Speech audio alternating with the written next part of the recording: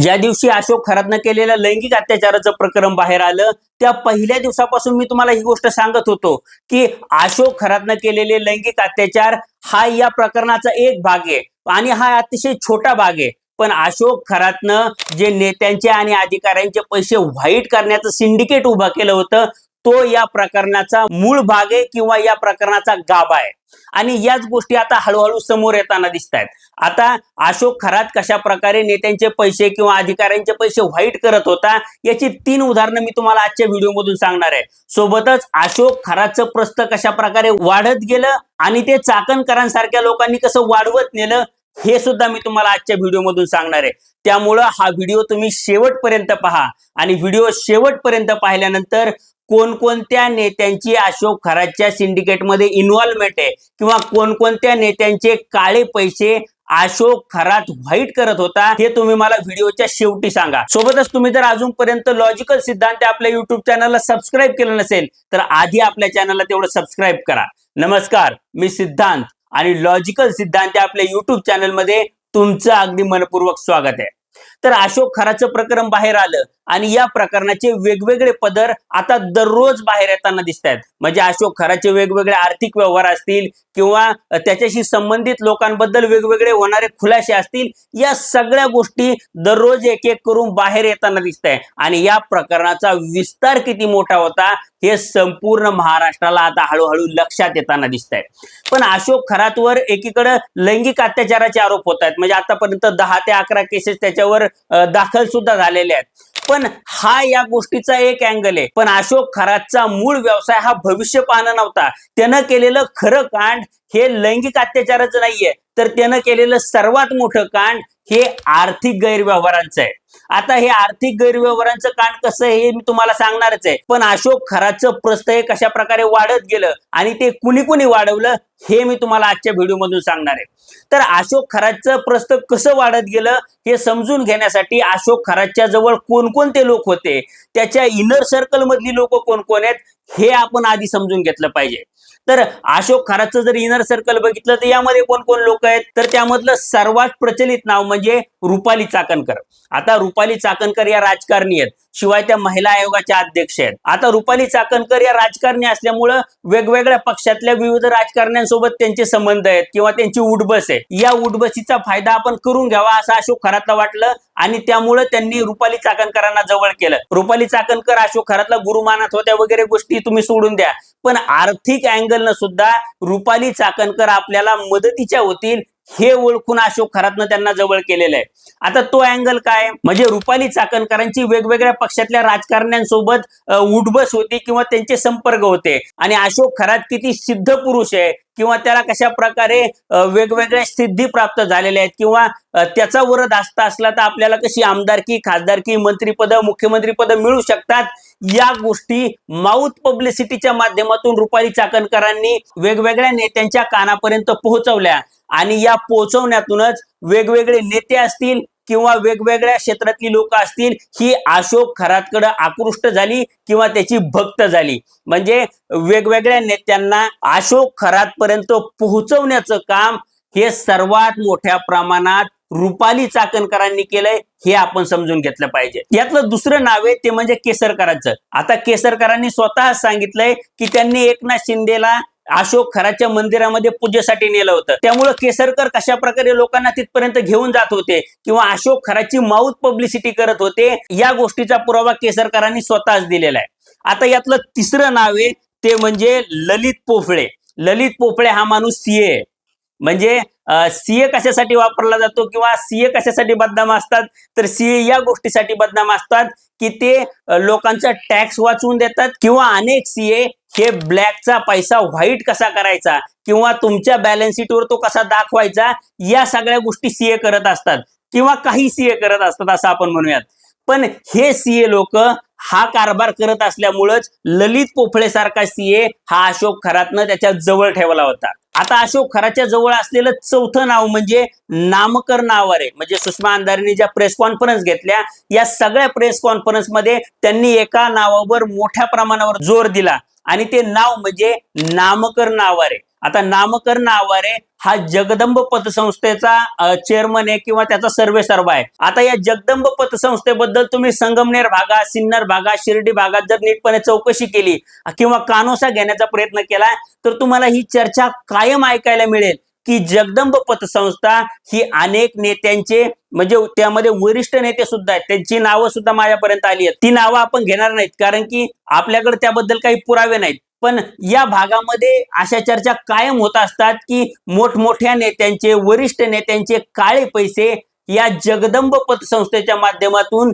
नामकरण आवारे हा व्हाईट करून देत होता. आता त्याची चौकशी पोलिसांनी केली पाहिजे. आता या फक्त चर्चा आपल्या कानापर्यंत आल्यात, पण वेगवेगळ्या सोर्सेसच्या माध्यमातून मी क्रॉस चेक करून या गोष्टी बघितल्या तर या चर्चा या भागात सगळीकडे होताना आपल्याला दिसतात. त्यामुळं काळा पैसा पांढरा कसा करायचा याचा एक्सपर्ट माणूस अशोक खरातनं त्याच्या जवळ बाळगला होता, हे आपण लक्षात घेतलं पाहिजे. म्हणजे ही जगदंब पतसंस्था आहे. आता या जगदंब पतसंस्थेच्या चेअरमन पदी अशोक खरात हा स्वतः होता. म्हणजे 2018 ते 2024 या काळामध्ये अशोक खरात या जगदंब पतसंस्थेचा चेअरमन होता. दुसरीकडे अशोक खरातचं शिवनिका ट्रस्ट आहे आणि या शिवनिका ट्रस्टवर नामकरण आवारे हा ट्रस्टी म्हणून होता आणि जवळपास 15 वर्षाच्या कालखंडामध्ये हा पूर्ण वेळ ट्रस्टी असलेला आपल्याला बघायला मिळतो. म्हणजे गेल्या काही काळापर्यंत आवारे हा शिवनिका संस्थांवर ट्रस्टी होता, म्हणजे ज्या संस्थांवर रुपाली चाकणकर सुद्धा ट्रस्टी आहेत. यातला 5वा व्यक्ती म्हणजे लोंढे नावाचा व्यक्ती आहे. आता हा लोंढे नावाचा व्यक्ती जमिनीचे व्यवहार करतो,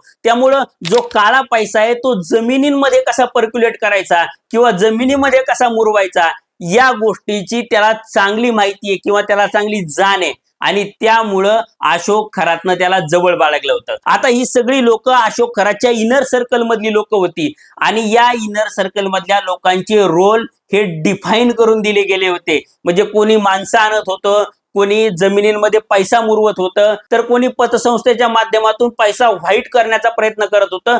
या सगळ्या गोष्टी आणि हे सगळे रोल या लोकांना डिफाईन करून दिले गेले होते आणि ही सगळी लोक या सिंडिकेटचा भाग होती. त्यामुळे हे सिंडिकेट जर सिद्ध झालं तर या लोकांवर मकोका लागू शकतो, हे तुम्ही लक्षात घेतलं पाहिजे. आता हे झालं अशोक खरातचं इनर सर्कल किंवा अशोक खरातच्या सिंडिकेटची कोर लोक आणि ही लोक कशा प्रकारे अशोक खरातचं प्रस्थ वाढवत नेत होती हे तुमच्या लक्षात आलं असेल.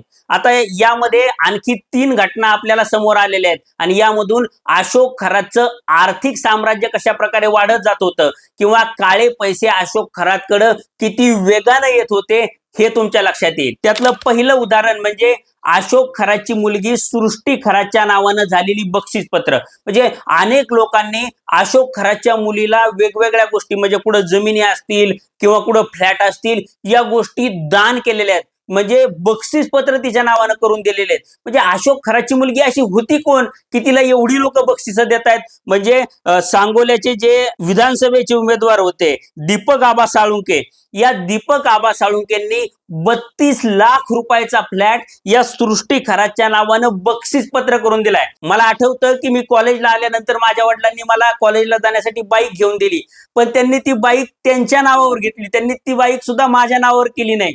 म्हणजे इथं स्वतःचा बाप सुद्धा प्रॉपर्टी मुलाच्या नावानं करताना किंवा एखादं वाहन मुलाच्या नावाने करताना 10 वेळा विचार करतो, पण लाखो रुपयांच्या, करोडो रुपयांच्या प्रॉपर्टीज या अशोक खरातच्या मुलीच्या नावानं ही लोक का करत होती हा प्रश्न आता दीपक आबा साळुंके आणि ज्या ज्या लोकांनी या सृष्टी खरातच्या नावानं बक्षीस पत्र करून दिलीत या लोकांना विचारला पाहिजे. आता अशोक खरातच्या साम्राज्याबद्दल समोर आलेलं दुसरं उदाहरण म्हणजे शिवनिका ट्रस्टच्या बाबतीत. आता हे शिवनिका ट्रस्ट अनेक वर्षांपासून कार्यरत होतं. आता शिवनिका ट्रस्ट बद्दल एक गोष्ट ऐकून तुम्हाला आश्चर्य वाटेल की 2018 ते 19 या वर्षामध्ये या ट्रस्टचं उत्पन्न कमी होतं, पण या ट्रस्टचा खर्च जास्त होता. म्हणजे हे ट्रस्ट तोट्यात चाललेलं होतं किंवा तुटीत चाललेलं होतं. पण 2019-20 साल ज्यावेळी उजाडलं त्यावेळी या ट्रस्टची एकूण संपत्ती ही 7 लाखांवरून 1,41,00,000 पोहोचली. म्हणजे एकाच वर्षात एवढा एक्सपोनेन्शियल ग्रोथ कसा झाला